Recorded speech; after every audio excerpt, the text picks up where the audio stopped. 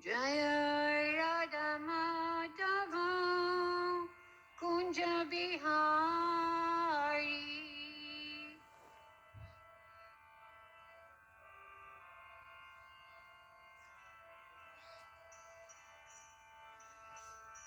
Jaya Radha Madhava Kunja Bihari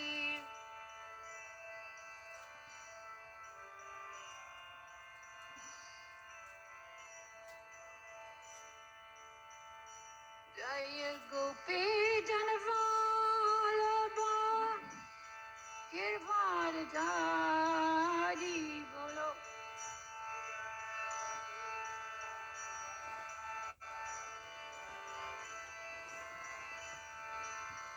Yashodanandana Brajana Ranjana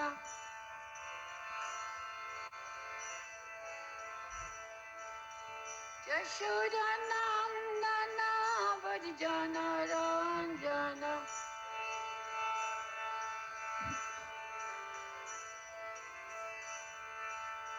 Jamuna Tira Vanachari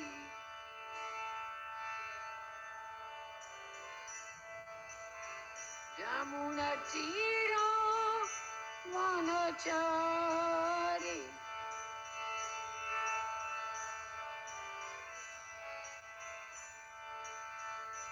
Jaya Radha Madhava Kunja Vyadi Bolo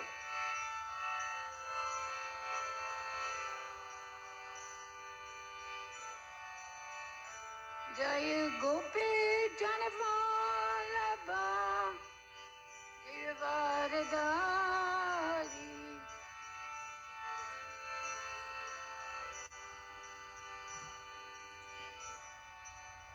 Yashodanandana Brajana Ranjana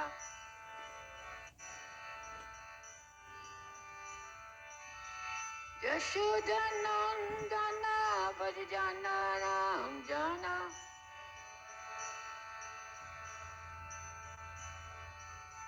Jamuna Tira Vanachari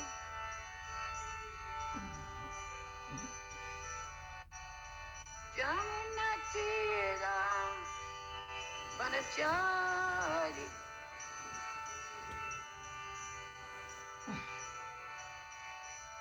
Jaya Radha Madhava Kunja Vihari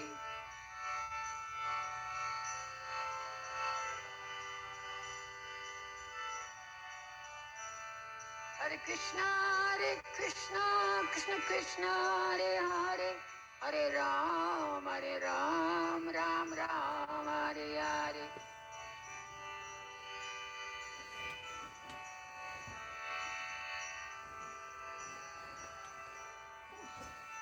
Hare Krishna, Krishna Krishna, Hare Hare, Hare Ram, Ram Ram, Hare Hare.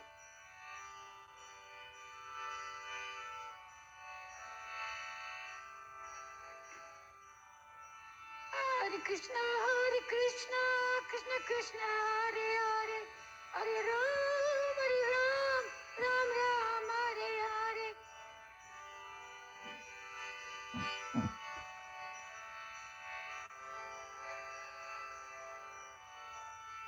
Hare Krishna, Krishna Krishna, Hare Hare, Hare Ram, Ram Ram, Hare Hare.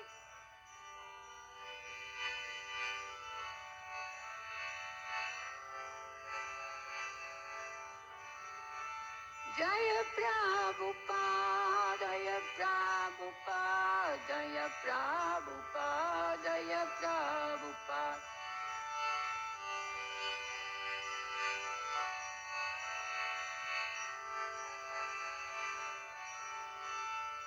Jaya Prabhupada, Jaya Prabhupada, Prabhupada, Jaya Prabhupada.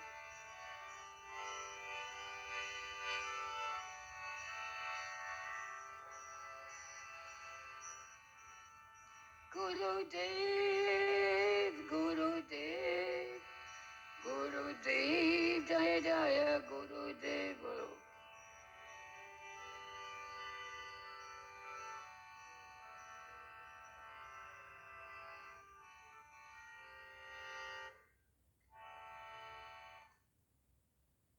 Om Namo Bhagavate Vasudevaya. Om Namo Bhagavate Vasudevaya. Om Namo Bhagavate Vasudevaya. So we're reading from Srimad Bhagwatam, first canto, the 8th chapter, and today we're looking at verse 42, for those of you who have it. 1-8-4-2. Yes, 42. Toye minanya vishaya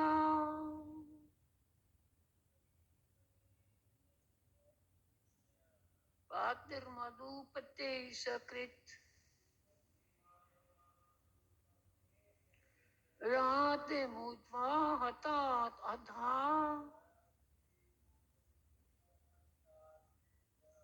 Ganga vogamudanvati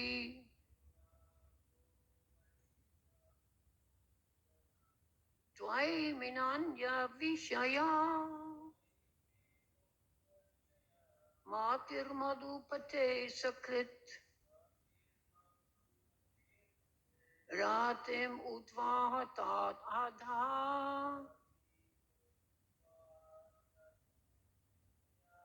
Gange vogamudanvati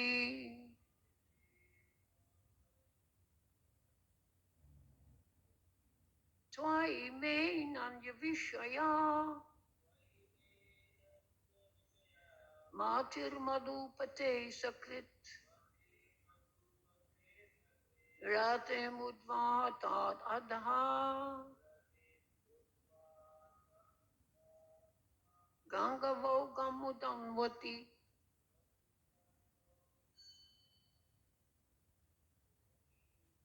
Go ahead, Ravi.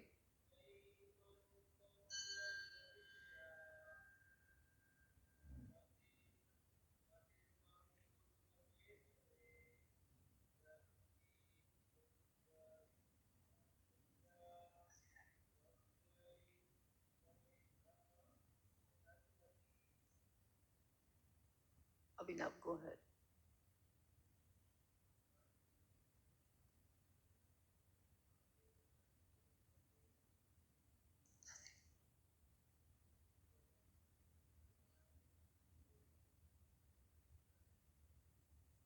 If there's anybody online, I Yes, don't know if I can can you hear us, Radhika Mataji? Is somebody there, please?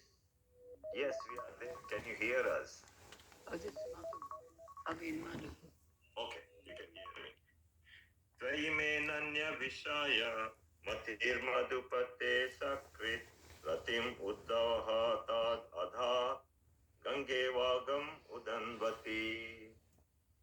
Tvaimenanya vishaya matir madhupate sakrit ratim udvahatat ada gange vagam udanvati.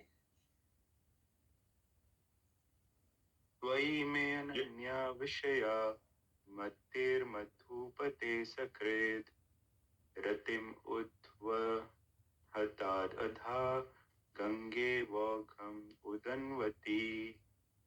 Tvaimenanya vishaya matir madhupate sakrit ratum udvahata adha gangavaham udanvati.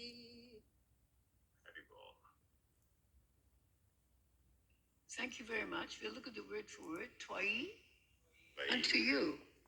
Me, my, Ananya Vishaya, unalloyed, Matihi, attention, Madhupate, O Lord of Madhu, Asakrit, continuously, Ratim, attraction, Utvahatat, may overflow, Ada, directly, Ganga, the Ganges, Eva, like Ogam, flows Udanvati, down to the sea. Translation by Prabhupada, followed by the purport. O Lord of the Madhu, as the Ganges flows to the sea without hindrance, let my attraction be constantly drawn unto you without being diverted to anyone. Please repeat. O Lord of Madhu, as the Ganges forever flows to the sea without hindrance, let my attraction be constantly drawn unto you without being diverted to anyone else. Purport by Prabhupada. Perfection of pure devotional service is attained when all attention is diverted towards the transcendental loving service of the Lord. To cut off the tie of all other affections does not mean complete negation of the finer elements like affection for someone else. This is not possible. A living being, whoever he may be, must have this feeling of affection for others because this is a symptom of life. The symptom of life, such as desire, anger, hankering, feelings of attractions, etc., cannot be annihilated. Only the objective has to be changed.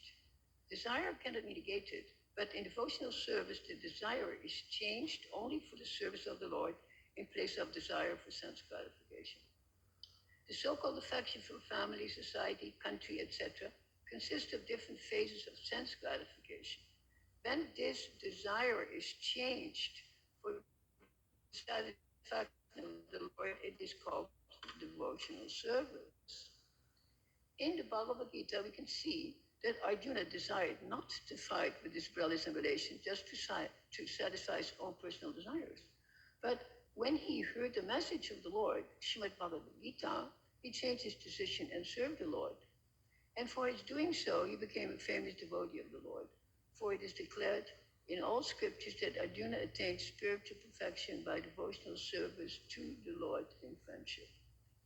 The fighting was there, the friendship was there, Arjuna was there, and Krishna was there, but Arjuna became a different person by devotional service. Therefore, the prayers of Kunti also indicate the same categorical changes in activities. Srimati Kunti wanted to serve the Lord without diversion, and that was her prayer. Thus, this unalloyed devotion is the ultimate goal of life. Our attention is usually diverted to the service of something which is non-godly or not in the program of the Lord. When the program is changed into the service of the Lord, that is to say, when the senses are purified in relation with the service of the Lord, it is called pure unalloyed devotional service. Srimati Kunti Devi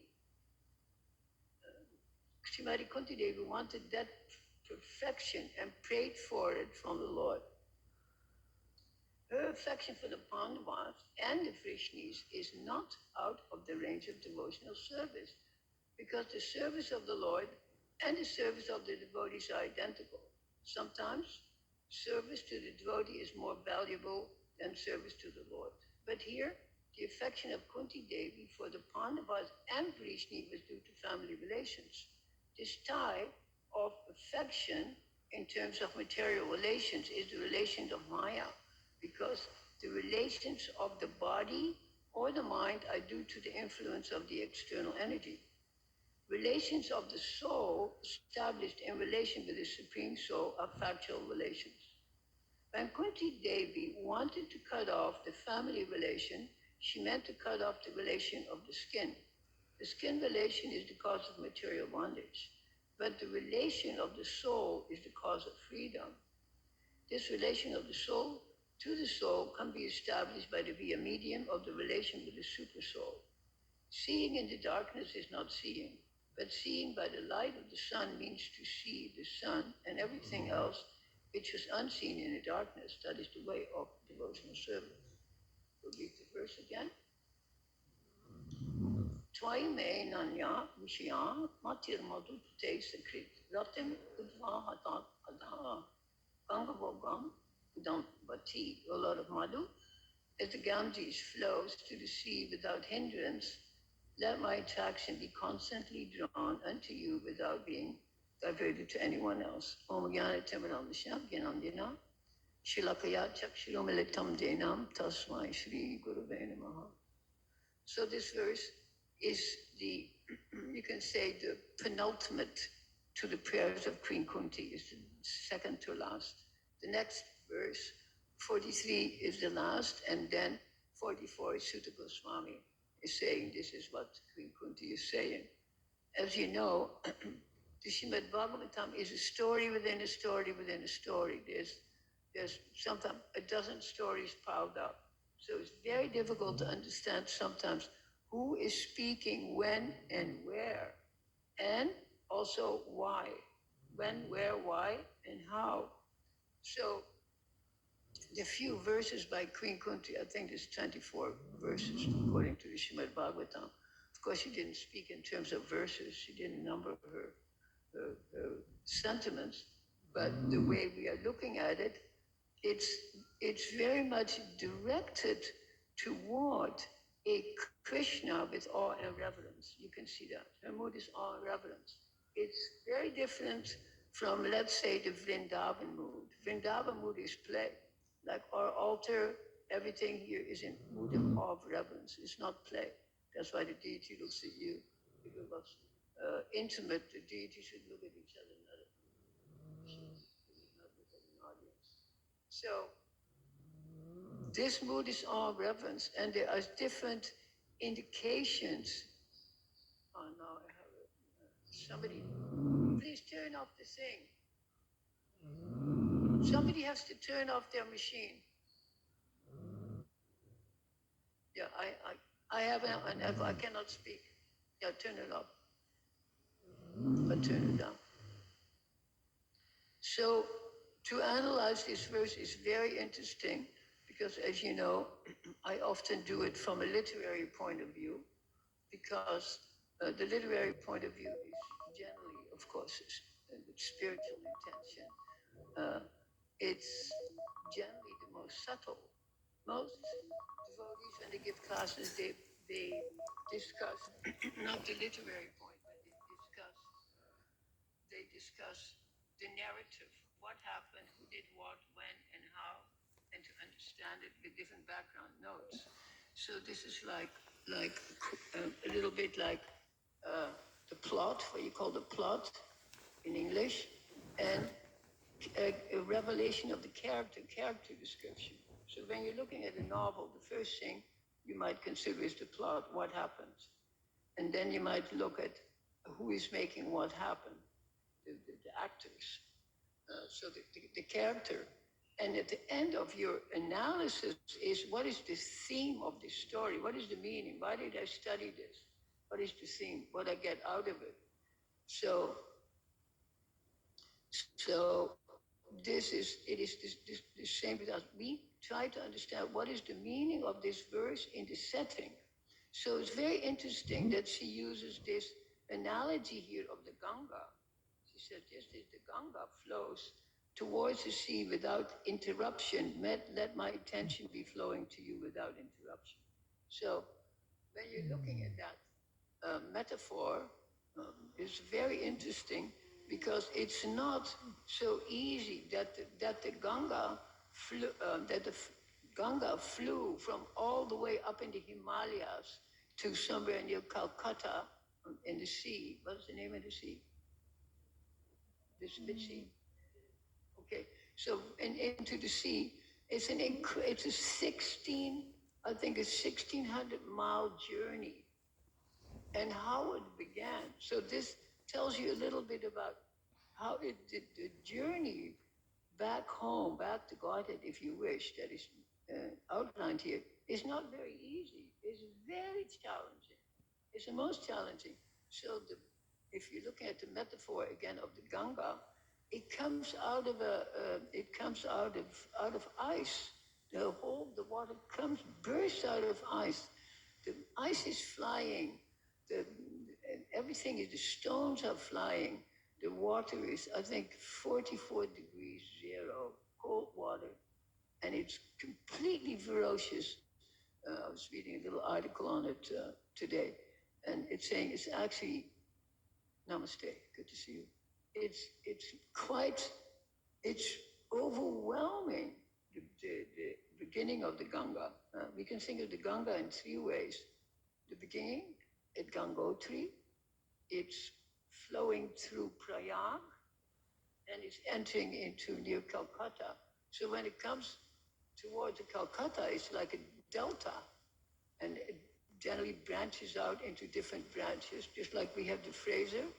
The Fraser here is branching out, it's branched out in three different rivulets, and that the area towards the sea is called Delta, and Delta is not just an arbitrary name. It means that where the river is finding its shelter in the sea.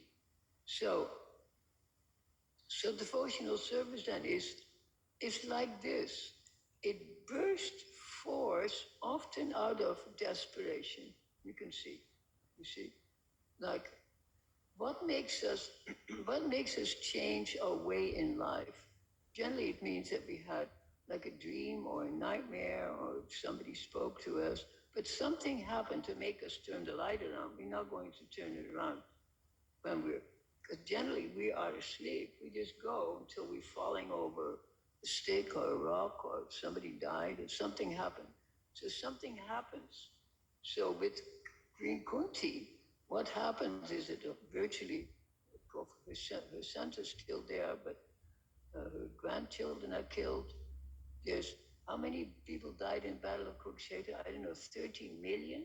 Something utterly bizarre. And these corpses are lying very close by. Well, she's speaking his prayer, and a few verses ago she says, oh, the villages are blossoming, everything is blooming.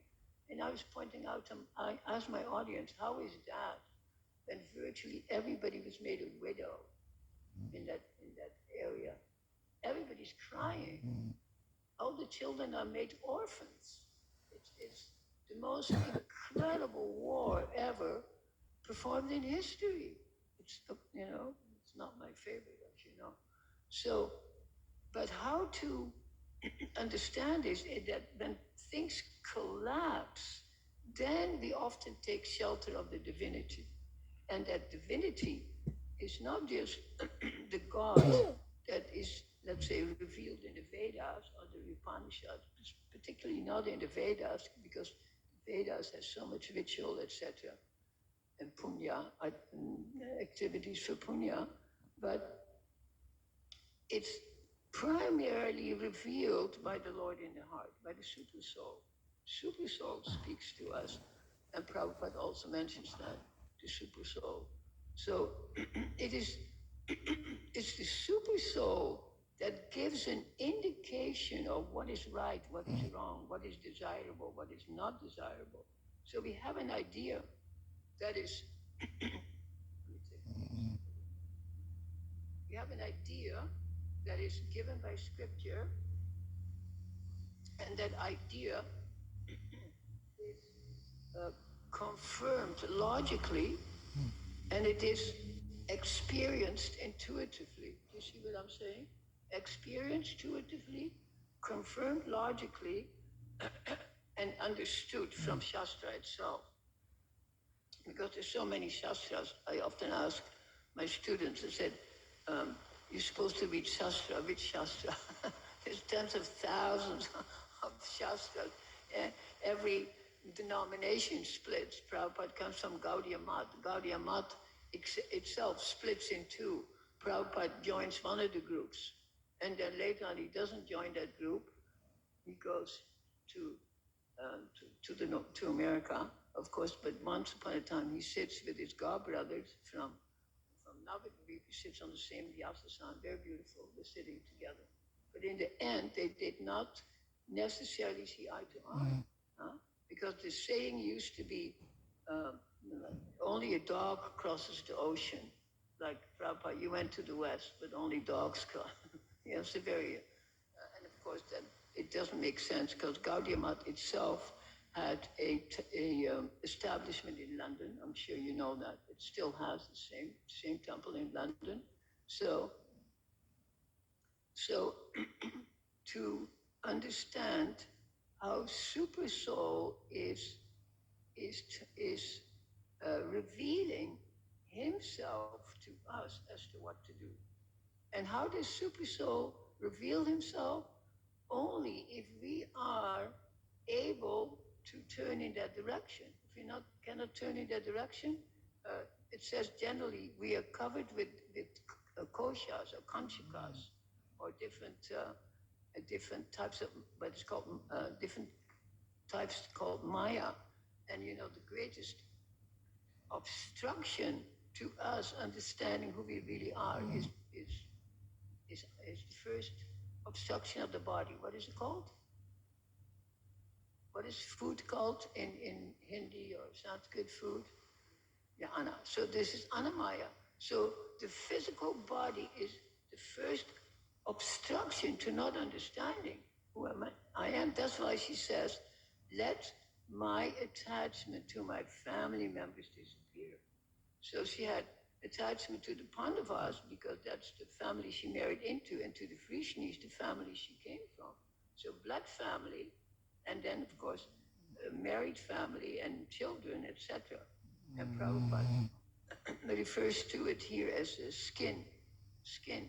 He says we have to cut the connection of the skin connection.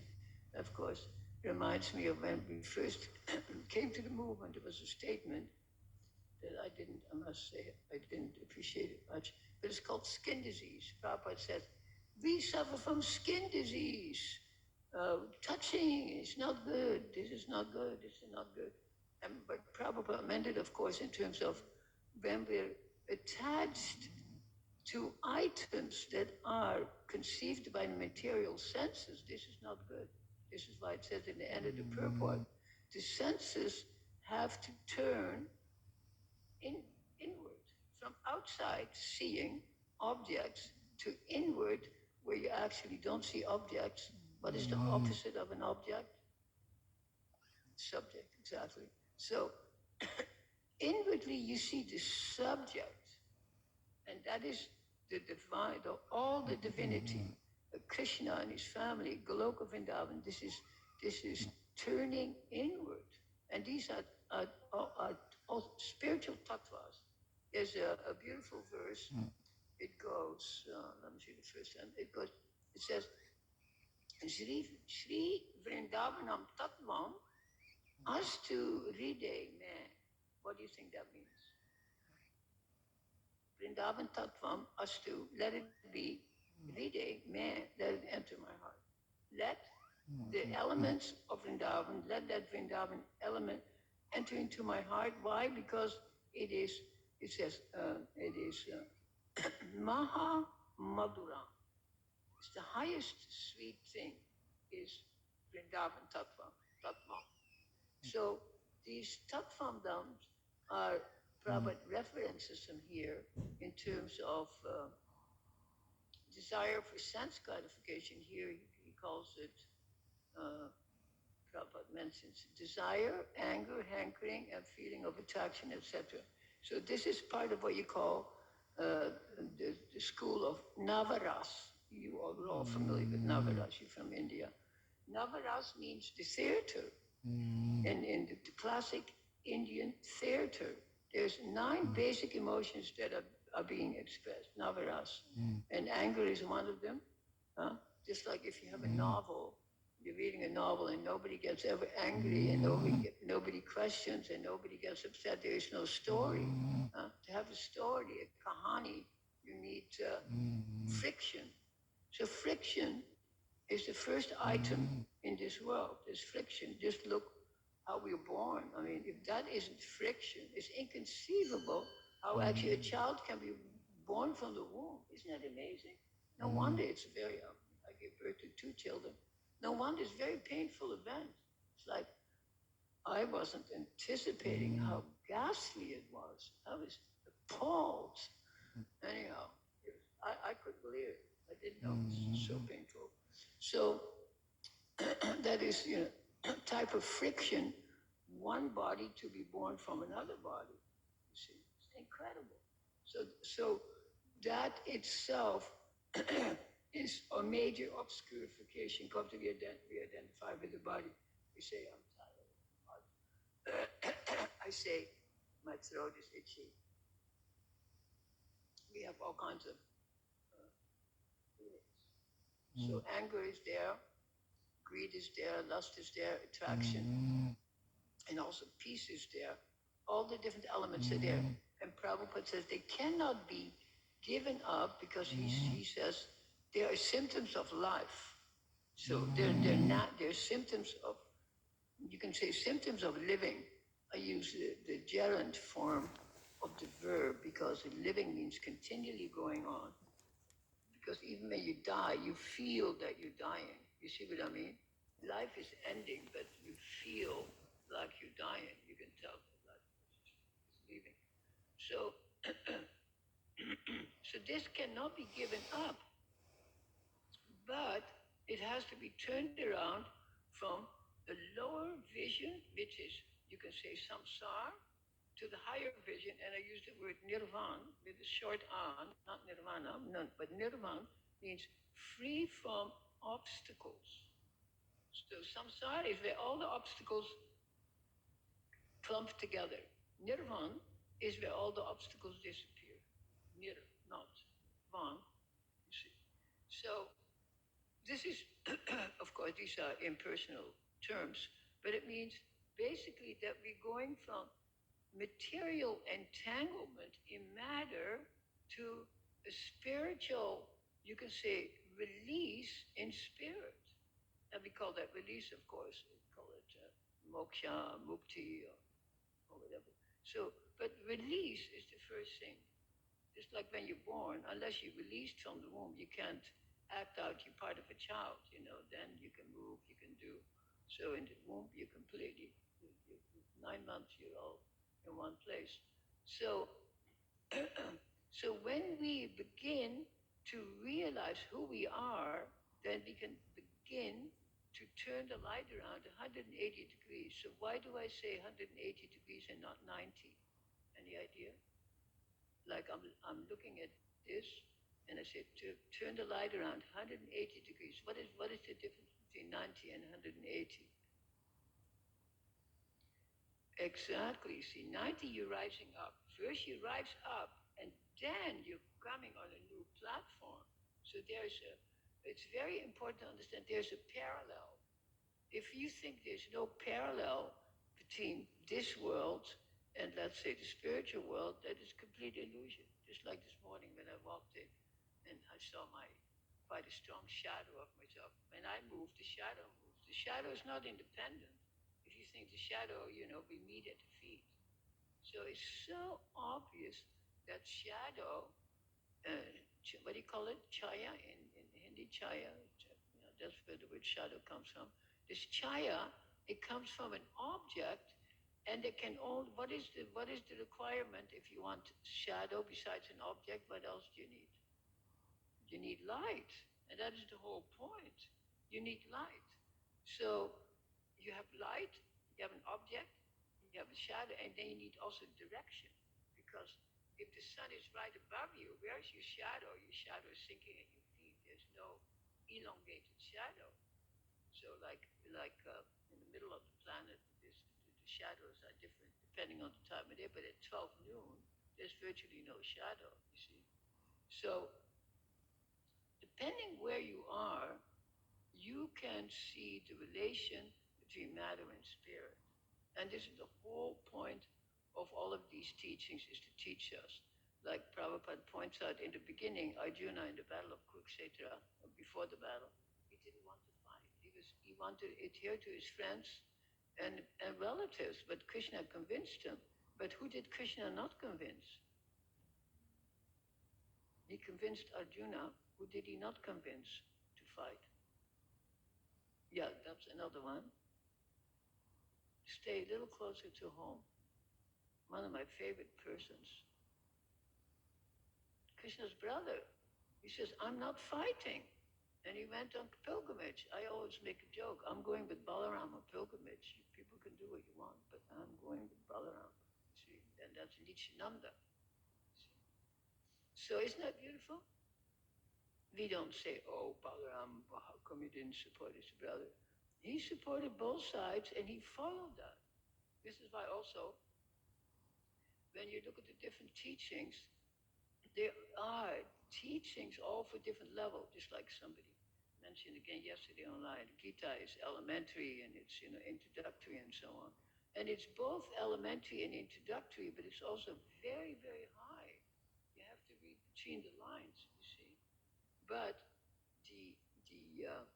the Gita, of course, spoken during the Kurukshetra war. And when does this begin? When do we start this? Canto 1? Right? The story begins right after the Battle of Kurukshetra. It's completely, actually, when you, I myself have a hard time reading it. It's all about killing and dying and killing and dying, you see. So this is the beginning of the Srimad Bhagwatam. But what is the end of the Srimad Bhagwatam? I always mention it. The Uddhava Gita. And the Uddhava Gita, there's no killing, there's no separation, there's no crying. If there's crying, it's tears of joy. So the Uddhava Gita is Canto 11. That's my personal favorite. The teachings are so peaceful and so harmonious, and it goes through all of the Sankhya, all the tattvas, all the Sankhya's, but it gives it in a slightly different way. So you can see that these teachings, in a sense, are for not just various audiences, but also audiences at different levels of development. If we're just starting our career in, let's say, Krishna consciousness, and we hardly know who is who and what is what, then we perform what you say, we do Vaidhi Bhakti. Vaidhi. So what does Vaidhi mean? Yeah. I think we talked about it last week. It means following the rules and regulations, then you say, oh, 4 regulated principles, on and on. So you follow all of these rules and regulations. That's all you have to do. When you get initiated, you vow that you will follow 4 rules and you chant 16 rounds. I think this is about it. You see? So you follow that, but that is not the end goal. It's not the end goal. Just like sometimes I talk to people, they talk about, what did somebody say? Oh, the other day I had a loose pair of beads and I'm chanting. It could have been here. I was just sitting at the table there, and somebody comes to me and says, how can you count? I said, I am not counting, I'm chanting. He said, but why don't you? I said, chanting's not about counting. You've made it about counting because you want to get it over with quickly. You do half a round and you let it hang out if you beat back so you don't need to repeat it. Is it bizarre? It's very bizarre. So I said, it's the intensity and your intention with which you chant that will get you somewhere. So the idea is focus. So these scriptures then are all meant for different audiences to say, or audiences at a different level. What we might appreciate when we first come, we might not appreciate so much when we, after 50 years, we may have, our taste may have changed, like myself, I say the Gopal Champu, Jiva Goswami's Gopal Champu is the essence of old stories. So we read it every Saturday night, and I've been doing this, I don't know how long, decades, both in India and here. So we look at Gopal Champu because it's pure narrative, but that narrative is on such a high level that it's so ordinary that you can relate to Krishna as a person, and yet at the same time you can understand that Krishna is God. And this is exactly that Prabhupada points out in these purports. To understand Krishna on an intimate level, like a friend, like a parent, like a lover, even like, you can say, a servant, a dasha, servant. Prabhupada points out, at the same time, you should understand that Krishna is God. But that realization may come very seldom, like Mother just showed her. How often did she have a realization that Krishna is God? You can you remember one instant?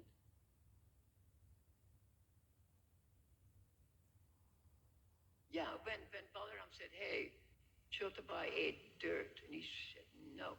And she said, let me see. And she opened it. Opened the mouth, and she saw the universe. And that, by the way, who referred to that a couple of pages ago? Kunti. Kunti referred to that. So the point I want to make, among other points, is that the mood of Kunti is all reverence. And I've asked you before, I asked my audience before, do we find the Pandavas in Golok Vrindavan? No, that's not the mood. This is not Golok Vrindavan. So the Pandavas are Vaikuntha. And this is why there's these type of references, these type of images, and these type of moods. And also, that should be mentioned here, she says, oh Lord of Madhupati. Madhupati. She says, Madhupati. Madhupati. Why does she say this?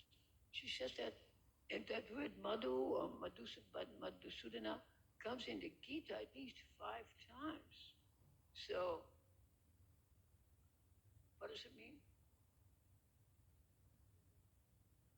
Yeah, but what does Madhupati mean, Madhusudana? He who killed? No, but that's not true. That's the point. There's a very beautiful article in the Back to God magazine with one of my favorite writers who's kind of joking, I know him very well, Stephen Rosen. I always forget his other name. So he said, I'm wondering about that word Madhu. He says, I see it in the Gita, I see it here, I see it there. Krishna's called Madhu, Madhu, Madhu. So he writes 1 or 2 paragraphs, and then he says, Krishna does not kill Madhu. And this is exactly correct. He says he doesn't kill. There's no story that he's a killer of Madhu. But then when you look at some of the other Puranas and some of our own Purana also, you find that it is Vishnu who kills Madhu. There was 2 brothers, Madhu and Kaitaba.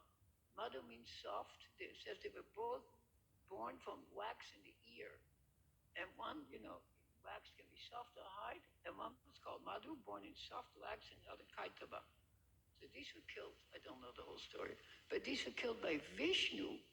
So can you see that when I unwrap this, because she's using this once or twice, when we unwrap this, that it gives you an idea of where they are, from what platform.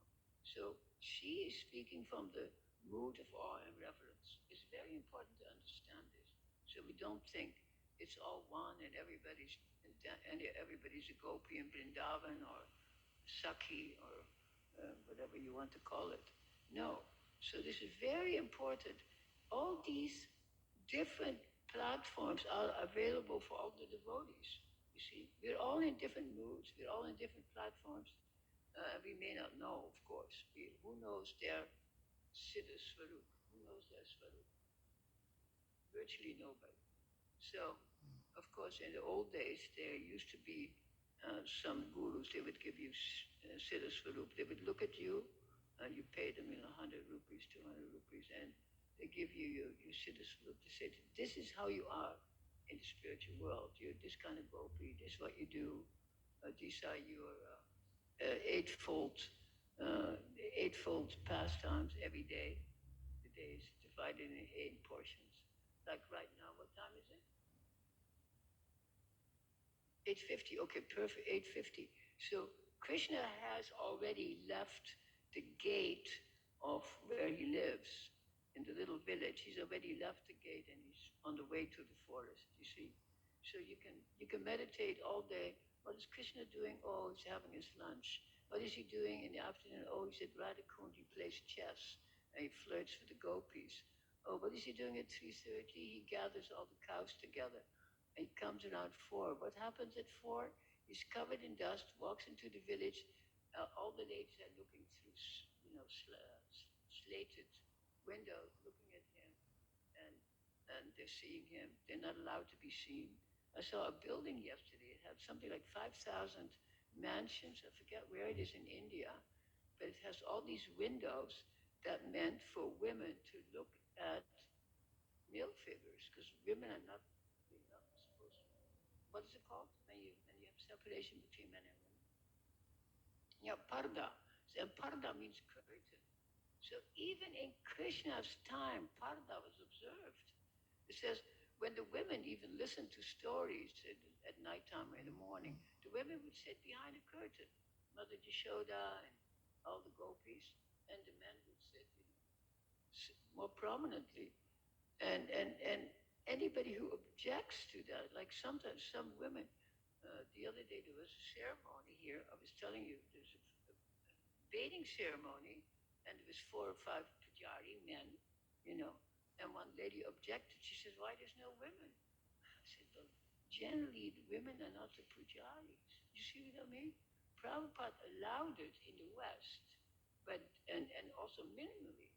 So I am perfectly in harmony with that. I'm not a feminist. I think it's better to be feminine than feminist. There's nothing to fight, you see, except your own mind, of course. So Queen Kunti then is giving the most feminine prayers to Sri Krishna, and she puts him in the light of awe and reverence. And this is to be understood from her prayers. So we identify with it because she gives us the idea how to come to Krishna by focusing 100%, not to get sidetracked. Don't get sidetracked. There's the river. Sometimes the river, when it comes down, it has to go uphill too. You know that. It's not easy. So it wasn't easy to be released. It's not a trickle and then flowing down. It's a terrible journey. So our journey has very high ups and downs, and we should tolerate that. And when we observe it with the Shakshin consciousness that I am the observer, I'm the observer getting released from samsara, then we have a sense of humor. And also we become humble because we can see how fallen we are.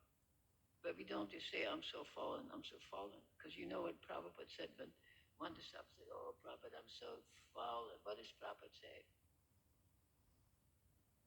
No, that's not. It's the same thing I would say. Then why don't you get up? If you're that fallen, why don't you get up? You see? Another thing. So that is the point. So since it's 5 to 9, I will terminate.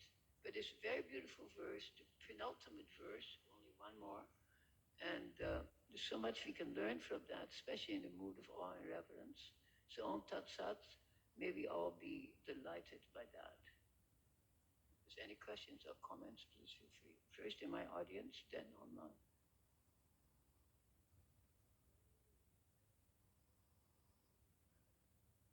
Absolutely. Exactly. Well, because then you have to say, what is the essence of it? Okay, you know the essence of riding on the right side of the road in Canada. That you know that. What is the vigyan? That if you don't do it, you're going to have you're going to you experience over here. You're going to have a crash. So you say, no, I should drive here, and then I won't have a crash. You see, but vigyan is that you have that realization of the event. You see, so when you have all kinds of knowledge about the scripture, but you don't have any taste, what is the point? You know, you might have a study, and you have a taste for studying it, so you can impress your audience. What is the point? If you want to impress your audience, it's better to close the book and sit in meditation. Sit under a tree. So don't let the ahankar retire and let the aham rise. Aham brahmasmi. Ahankar is our enemy. So we analyze it and we let it go. So when you let ahankar go, you have vigyan. Nice question. Abhinav, do you have any question or remark?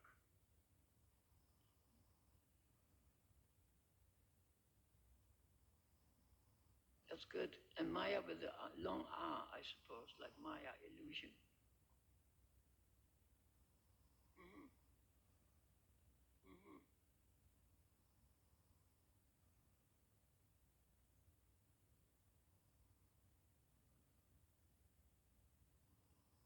Well, the thing is that you utilize Maya for the service of Krishna. That's the whole point. There's not a single thing in the world that's not an element. Everything I eat, comes from a leaf, this comes from a tree. Everything is an element. So when I use the element for myself, I will be in Maya. When I use the element, the tattva for Krishna, I'll be in the spiritual world. Simply turn it around. One level higher. Parallel. It's not opposite, it's parallel. So beautiful. That's all you have to do. You say, oh, I love eating. Then you offer it to your little ones, and then you enjoy it. Yeah. So just turn it around. And very simple, actually. It's just a matter of attention. Yes. So nice to see you, Lucian. Hare Krishna, Radhika. Hare Krishna, it's nice to see you online. I can't see you. Who's there? I just want to say something quickly. Like I'm trying to teach my mom and dad to stop the bad illusions of eating meat, and just practice the good karma for their benefit when they pass away. Because I'm a devotee of their daughter for coming to temple for many years, and I'm just trying to help educate them and tell them that Krishna loves them. No, I know what you're saying, Alison. I appreciate it. Is there anybody else who has a quick remark? Okay, let me Radhika. Thank you. Jai Govinda Prabhu wanted to say. Jai Govinda Prabhu, are you there? Let me hear Jai Govinda and Manu. Hare Krishna. Thank you, Radhika, for a nice class as always.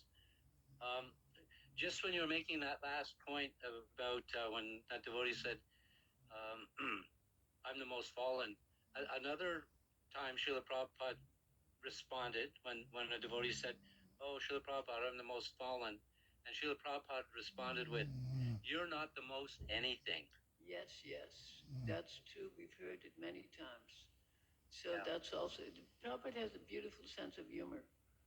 We have to appreciate it. Thank you. I appreciate it. And Manu, do you have any remark before we go? Yes, Mataji.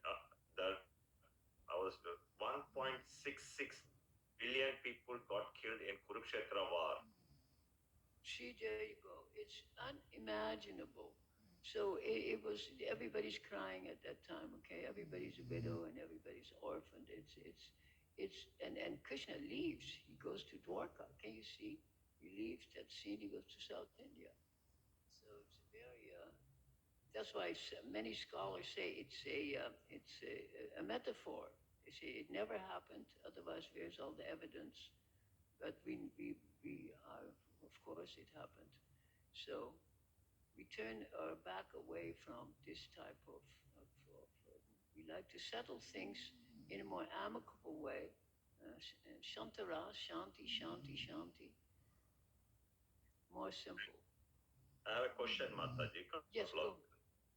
Okay, we are seeing here Ganga, even if any hindrance or obstacles are there, it either swallows or it detours and goes ahead. How can we do that in devotional service? I couldn't understand you. Could you understand what he said? No, I couldn't. The sound is so bad. Try one more time. Ganges goes to the sea without any hindrance. Yes. Even if some obstacle there, it can detour or it can swallow it. Exactly. Afford it.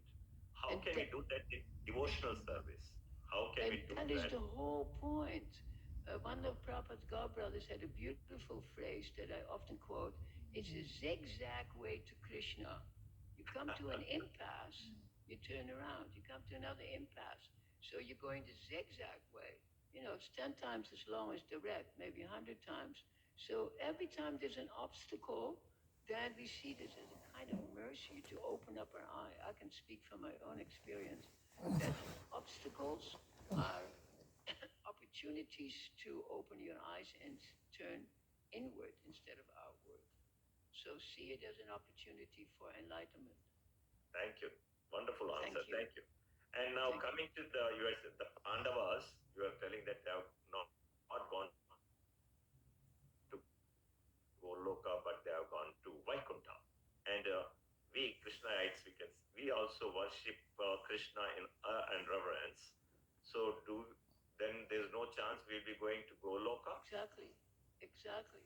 But those those who are in Vaikuntha, they're completely satisfied, and that is the whole point. Because you look like Krishna, you're not Krishna, of course. You look like Vishnu. It's the mood of Vishnu. It's Vishnu Tattva, and that's why also this the idea of the Ganga.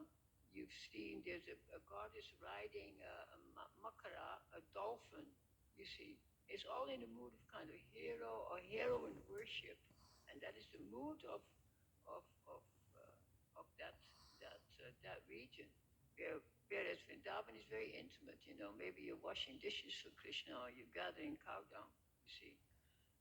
That's not what you do in Vaikuntha. Vaikuntha simply means no anxiety, but Golok means more like play. So thank you very much. Om Tat Sat.